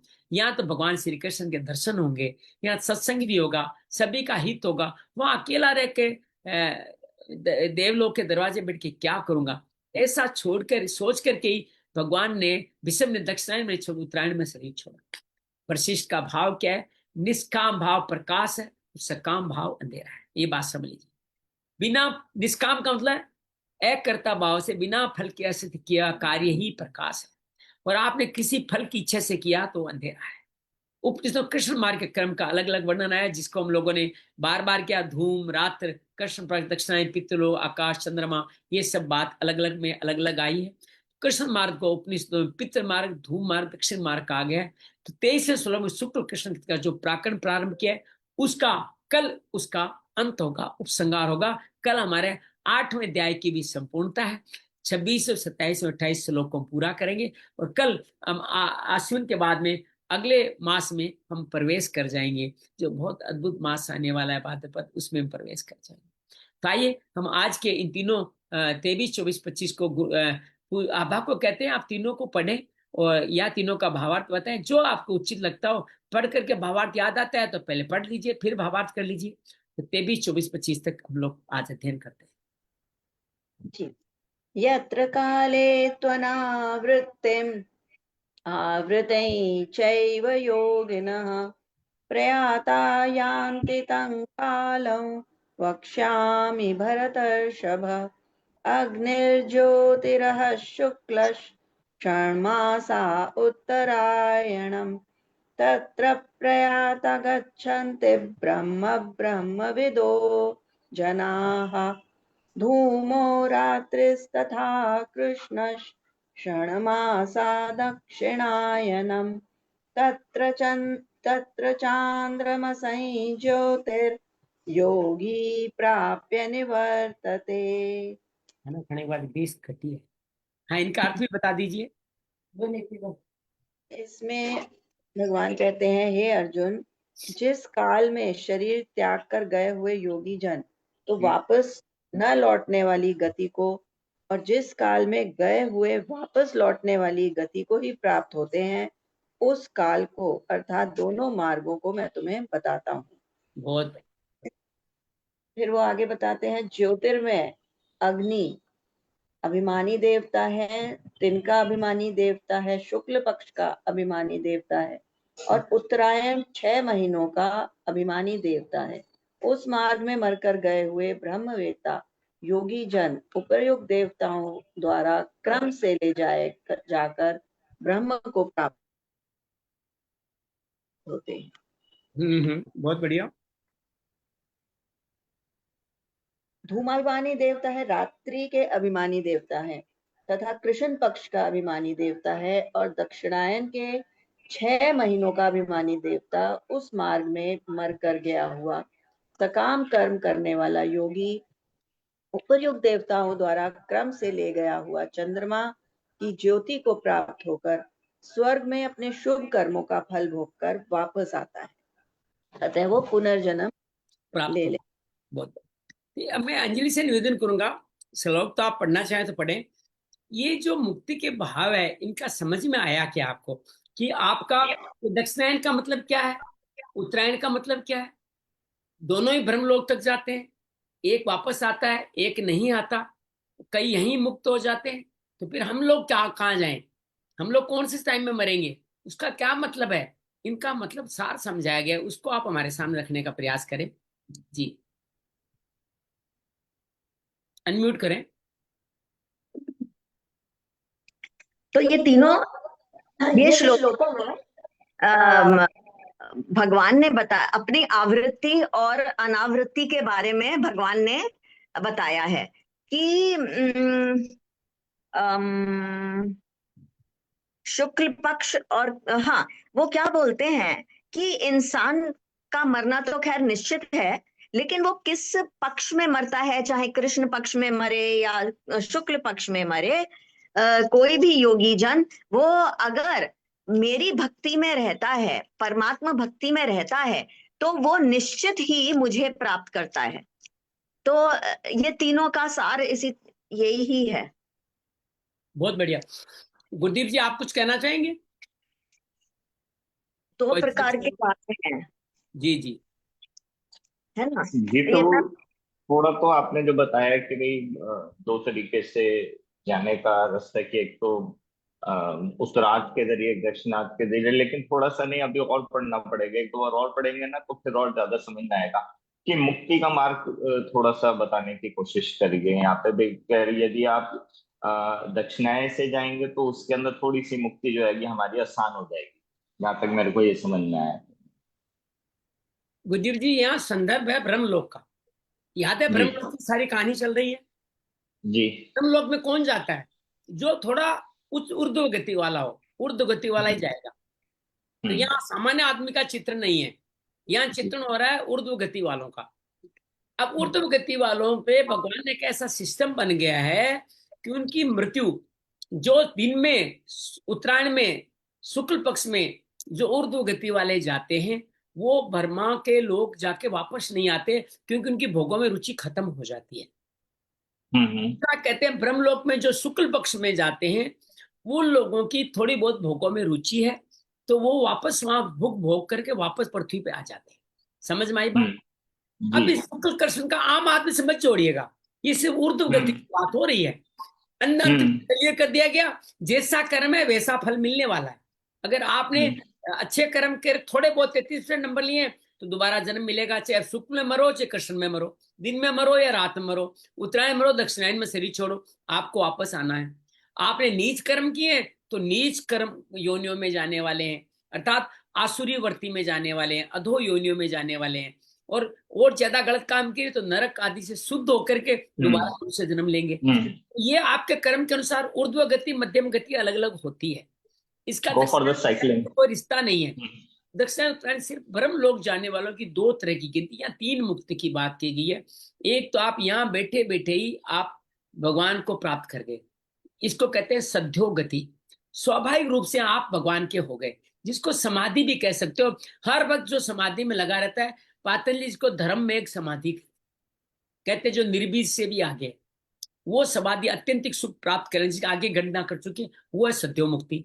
दूसरी क्या है कि आप अंत समय में जाके थोड़े थोड़े विचलित हो गए, लेकिन भोगों में रुचि नहीं है, तो उनके लिए एक दो चांस है। एक तो वहां ऊपर चले गए, चल करके आप ब्रह्मा, वहां भी भोगों में रुचि नहीं, ब्रह्मा के साथ मुक्त हो गए, इसको कहते हैं क्रम मुक्ति। लेकिन आप इस उत्तरायण में दक्षिण में गए, आप यहाँ फिर बात आ रहा हूँ, ऊर्ध्व गति वालों की बात हो रही है, वहां गए, थोड़े बहुत भोगों में रुचि रह गई, तो आप क्या के भोग भोग करके दोबारा आएंगे। दोबारा कहाँ आएंगे? श्रीमानों के घर में आएंगे, जो आगे बता के चले आए हैं। ठीक है ना? तो तीन तरह की मुक्ति ये ब्रह्मलोक के द्वारा होती है। एक यहाँ, दो ब्रह्मलोक, एक जाके फाइनल पास कर गए, एक वापस नीचे आ गए। या जिन्होंने जो भोगों में नहीं लगे, वो उनको तो ब्रह्मलोक जाने की जरूरत भी नहीं है। ब्रह्मलोक कोई अच्छी जगह नहीं है, ब्रह्मलोक भी हमारा बंधन है। तो योगी लोग क्या करते हैं, अंत समय तक ध्यान करते रहे, भगवान नहीं मिले, डजंट मैटर, दोबारा योगी के कुल में गुरुदेव जी के घर में जन्म लेते हैं और दोबारा उसी पुराने जन्म की साधना में लग के मुक्त हो जाते हैं। समझ में आई बात? तो जैसा कर्म है वैसी मुक्ति मिलेगी। अब यह भीष्म का उदाहरण दिया गया कि भीष्म जैसे तत्वज्ञ महाज्ञ ने दक्षिणायन से उत्तरायण की ओर प्रतीक्षा की, तो भीष्म कहाँ के लोग थे? मैं चाहे अमेरिका में रहता हूँ, लेकिन मैं पंजाब के छोटे से पिंड में रहता हूँ, तो मुझे पिंड ही जाना है ना, मुझे दिल्ली थोड़ी जाना है, मुझे पिंड जाना है। तो भीष्म को ब्रह्मलोक जाना ही नहीं था, वो वहां के निवास, उनके पास वहां का वीजा पासपोर्ट है ही नहीं। भगवान ये जो किसी श्राप के कारण आए थे, वो देवलोक के वासी थे, जिसको कहते आजान देवता का लोक। उस देवलोक में रात होती है दक्षिणायन के समय में, इसलिए उन्होंने कहा ठीक है भाई, अभी गांव में रात में कौन दरवाजा खोलेगा, तो मैं ऐसा करता हूँ थोड़े दिन यहीं रुक जाता हूँ, जब 6 महीने बीत जाएंगे दरवाजा खुलेगा, तब मैं सुबह सुबह चले जाऊँ घर पे। तो इसलिए भीष्म उत्तरायण की प्रतीक्षा करते हैं। दूसरा उनके लालच था, भगवान श्री कृष्ण यहाँ है, उनका सत्संग करूंगा, उनकी बात सुनूंगा, मेरे परिवारजन यहाँ, उनके साथ में कोई अच्छी बातें। भीष्म पर्व शांति पर्व में भीष्म ने बहुत कुछ कहा है, जो महाभारत में इसी काल में कहा गया जब वो पृथ्वी पर इच्छा मृत्यु से रुके थे। उम्मीद है आपको ये जन्म मरण का सिलसिला अब थोड़ा बहुत और समझ में आ गया होगा। जितना मैं आपको समझ में नहीं है उसके पीछे मैं ही दोषी हूँ। इसका मतलब मैं आपको खुद सही तरह समझ के आप तक पहुंचा नहीं पाया, लेकिन धीरे धीरे आप पढ़ेंगे तो मेरे से अच्छा समझ पाएंगे। जो मैंने समझा वो आपको समझाने का प्रयास करें। जी गुरदीप जी, जी क्लियर है प्रभु, बात? थोड़ा सा हाँ आया तो इसका एक मेरे को ये समझ में आया जस्ट कि हमारे को मॉर्निंग समय के अंदर छोड़ना जो है वो थोड़ा सा इम्पोर्टेंट है। किन के लिए? उनके लिए इंपॉर्टेंट है जो जीवन में बहुत अच्छे कर्म करे हो। जी। आपके लिए दिन समय या रात्रि समय कोई फर्क नहीं पड़ता, जैसा कर्म है वैसा ही फल मिलेगा। आप रात की फ्लाइट लो या दिन की फ्लाइट लो, पहुंचोगे वहीं आप। समझ रहे हैं ना बात को? हम्म। सिर्फ उन लोगों के लिए, इनके लिए उनको सोचना नहीं पड़ता। भगवान ऐसी व्यवस्था कर देते हैं, जिनकी हम्म। मृत्यु होनी होती है उसकी भगवान ऐसी व्यवस्था कर देते हैं कि शुक्ल पक्ष में दिन में, लोग कहते हैं ना एकादशी के दिन, पूर्णिमा के दिन, हम्म। अच्छे दिन, हम्म। इस समय जीवन छोड़ा है। तो वो क्या भगवान व्यवस्था करते हैं। मृत्यु हमारे हाथ हम्म। में नहीं था। मृत्यु जन्म दोनों हमारे हाथ में नहीं है, भगवान के हाथ में। तो वो जन्म मरण विधि हाथ, तो उनके हाथ 100 सेकंड वो से ऐसी व्यवस्था कर देते हैं कि वो व्यक्ति मुक्ति के रास्ते जाते हैं। बस इतना ही समझ लीजिए। और जिनको भगवान को, वो भी रात वाले भी अच्छे लोग हैं, उनको भगवान दोबारा लाना है तो दो मार्ग बना दिए, भीड़ न बढ़ जाए वहां पे। तो कभी आप पहले जाओ, ये वाले चले जाओ जो मुक्ति के मार्ग में, और ये डिपार्ट दोनों ब्रह्मलोक में रहते हैं। दो डिपार्टमेंट है वहां, दो मोहल्ले हैं। एक मोहल्ले में तो है जिनकी भोगों में रुचि नहीं है। देख, आपके घर में भी दो कमरे होंगे भाई साहब। आप योग साधना करो, दूसरे आदमी हो सकता है टीवी देख रहे हो, टिक्कड़ पाड़ रहे हो, है ना, संभव है ना। जी तो वहां भी दो कमरे बिल्कुल बने सही। हुए हैं। एक ब्रह्मलोक में एक कमरे में उनको ले जाते हैं जिनको ब्रह्मा के साथ मुक्त होने का भाव लिखा हुआ है, उनको दिन में ही मृत्यु होती है। और जिनको ब्रह्मलोक में जाना है लेकिन वापस आना है, दूसरे मोहल्ले में जाना है, उनके लिए रात्रि का मार्ग रखा है। उम्मीद आप बात को अब और अच्छी परफेक्ट। जी जी जी बिल्कुल बिल्कुल बिल्कुल। आइए बड़ी आराम से कृपा। बैठते हैं, दोनों मार्ग का अध्ययन करते हैं। आंख बंद कर ले, आराम से विराजित हो जाए, शरीर को यथासंभव स्थिर कर,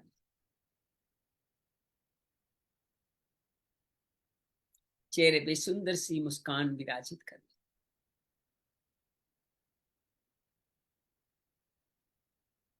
ईश्वर की, अक्षर ब्रह्म की, एक से अनेक होने की जो भाव था, जो सर्वप्रथम त्याग का कर्म था, उसी के अंदर हमारा जन्म, परिवर्तनशील आदि भौतिक शरीर मिला, उसको संचालन करने वाली इंद्रियां आदि देविक के रूप में, अधियज्ञ के रूप में परा प्रकृति भी हमें स्थापित हुई। हमारे सामने दो मार्ग बने, कर्म और निष्काम कर्म।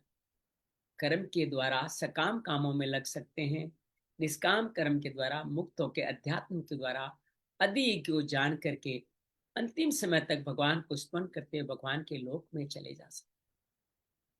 ये सगुण साकार, निर्गुण निराकार, सगुण निराकार सभी मुक्तियां हम सबके लिए सहज है।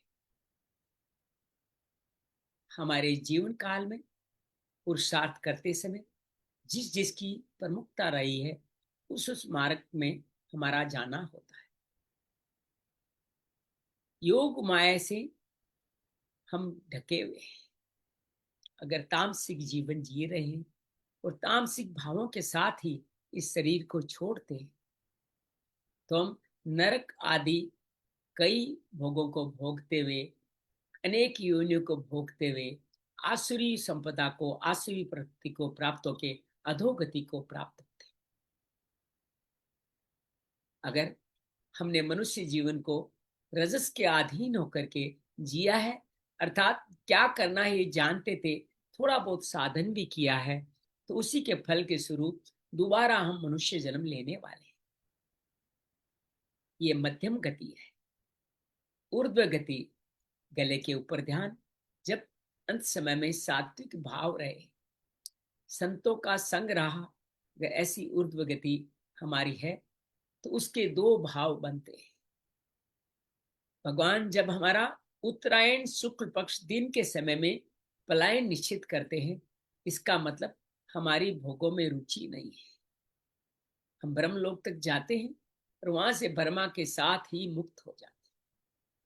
लेकिन ऊर्ध्व गति वालों का एक और समुदाय है जिसकी अभी तक थोड़ी बहुत भोगों में रुचि है।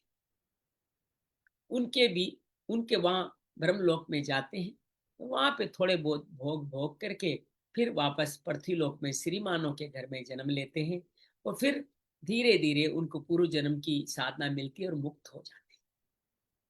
तो दोनों ही गतियां, शुक्ल पक्ष व कृष्ण पक्ष, दोनों ही गतियां हम सबके लिए कल्याणकारी गतियां हैं। सिद्ध ऊर्ध्व गति की गतियां ही कही गई है। और बहुत सारे लोग इसी जन्म में निष्काम कर्म योग के द्वारा, ज्ञान योग के द्वारा, ध्यान योग के द्वारा सेवा करते हुए सात्विक सुख से अत्यंतिक सुख पार करते हुए भगवान के, परमात्मा के अनन्य भक्त बन के अंतिम से भगवान को याद रखते हुए सीधे परमात्मा के लोग चले जाते हैं। उनके जीवन में ब्रह्मलोक का स्टेशन आता ही नहीं। ब्रह्मलोक तक सभी लोग पुनरावर्ती है। इस बात को ध्यान में रखते हुए हर वक्त हमारे कर्म, नित्य कर्मों को शुद्ध करते हुए, सेवा कार्य करते हुए अनन्य भाव से भगवान के शरणागत होकर भगवान का भजन करें। भगवान सुख भी हमारे सुख, भगवान का सुख हमारे पे दया है, दुख हमारे पे कृपा है। इस भाव को मानते हुए जीवन जीते हैं। इसी जन्म में सद्यो मुक्ति होनी संभव है। ब्रह्मलोक के ऊर्ध्व गति वाले दिन में जाने वालों की कर्म मुक्ति है और कृष्ण पक्ष में जाने वालों की पुनरावर्ती है। फिर इस जन्म में आकर के दोबारा प्रयास करें। उम्मीद है हम सब इन गतियों को समझ करके अपना जीवन का उसी तरह संचालन करेंगे। भगवान, गुरु, ग्रंथ हमें इसमें प्रेरणा देंगे, हमारे मार्ग प्रशस्त करेंगे। शांति शांति शांति। जय मां भगवत गीते, जय जय मां भगवत गीते। हरि कमल विहारिणी, हरि कमल विहारिणी, सुंदर सुपुनीते। जय जय मां भगवत गीते। दया सुधा बरसावनी, मातु कृपा कीजे, मातु कृपा कीजे। हरिपद प्रेम दान कर, हरिपद प्रेम दान कर, अपनों कर लीजिए। जय जय मां भगवत गीते। योगेशम सच्चिदानंदम वासुदेव व्रज प्रियम, धर्म संस्थापकम वीरम, कृष्ण वंदे जगत गुरु, श्री कृष्ण वंदे जगत गुरु। शांति शांति शांति।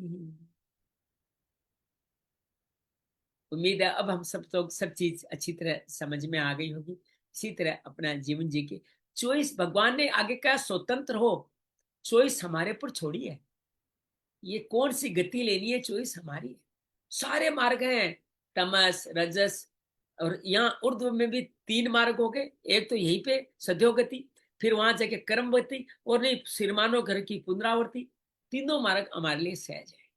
तो उत्तरायण दक्षिणायन का मन में संशय मत पालिएगा कि मैं इसी टाइम पे जाऊं। भगवान अपना व्यवस्था करने वाले हैं। आपका जो स्टेशन होगा, फ्लाइट आपकी उसी टाइम उड़ेगी। आप टेंशन मत कीजिएगा, चिंता मत कीजिएगा। आभा बात क्लियर है। ये विषय थोड़ा सा मनोरंजक भी था, लेकिन थोड़ा जिज्ञासु वाला विषय भी था। धीरे धीरे समझ लेते हैं तो बड़ा अच्छा रहेगा। कल भी इसी विषय के बारे में थोड़ी और बातचीत होगी। भगवान इसको पूरा समझाए बिना नहीं छोड़ने वाले। ठीक है ना? चलिए, बहुत बहुत धन्यवाद, बहुत बहुत आभार।